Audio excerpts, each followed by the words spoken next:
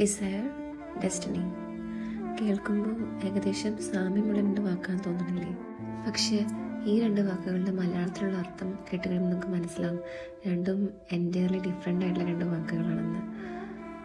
Desire എന്ന് വെച്ചാൽ ആഗ്രഹവും, ഡെസ്റ്റിനി എന്ന് വെച്ചാൽ വിധിയും. പലപ്പോഴും നമ്മുടെ ഡിസയറും ഡെസ്റ്റിനിയും ഒന്നാവണമെന്നില്ല.